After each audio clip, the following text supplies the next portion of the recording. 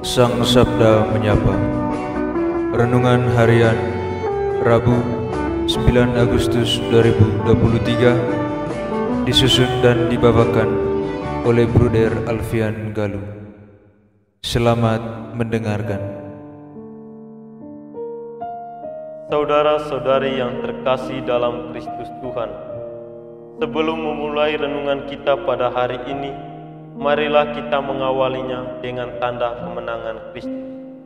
Dalam nama Bapa dan Putra dan Roh Kudus. Amin. Renungan kita pada hari ini berjudul Meminta Bukan Memaksa. Saudara-saudari pencinta Sang Sabda, dalam kehidupan sehari-hari, sadar atau tidak, kita sering menghadapi berbagai macam permintaan dari sesama di sekitar kita ataupun orang yang tidak dikenal. Kita juga sering meminta pertolongan kepada orang lain. Ada permintaan yang bersifat sopan, santun, dan jujur. Ada pula yang meminta dengan kurang santun, seperti memaksa atau bahkan dengan mengancam sampai melakukan kekerasan fisik. Dalam Injil hari ini diceritakan bagaimana seorang wanita yang anaknya kerasukan setan meminta pertolongan kepada Yesus. Jenis permintaan tersebut semacam suatu desakan, namun tetaplah santun.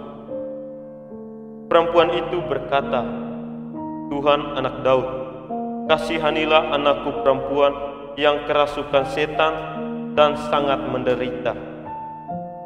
Mendengar seruan dan permintaan perempuan itu, hati Yesus luluh dan merasa iba, bukan karena bahasa yang menarik atau wajah yang sedih yang ditampilkan oleh wanita itu, melainkan karena hati dan imannya yang pasrah kepada Yesus, sehingga pada akhirnya anak tersebut pun merasa mujizat kesembuhan. Hal ini diidentikan dengan permohonan atau permintaan kita kepada orang lain, terlebih kepada Tuhan dalam setiap doa-doa kita. Ketika kita meminta pertolongan dari orang lain, kita harusnya meminta dengan sopan dan santun, seperti wanita dari Tirus dalam Injil hari ini. Toh kita sendiri yang membutuhkan bantuan dari orang lain. Jika kita berlaku sebaliknya, dalam arti kita meminta dengan paksa atau bahkan sampai mengancam, maka hal semacam itu bukan lagi disebut sebagai permintaan, melainkan pemaksaan. Sama juga dengan permohonan kita pada Tuhan yang diutarakan lewat doa. Doa diibaratkan seperti payung, di mana payung tak dapat menghentikan hujan, tapi dengan menggunakan payung, kita dapat melewati hujan.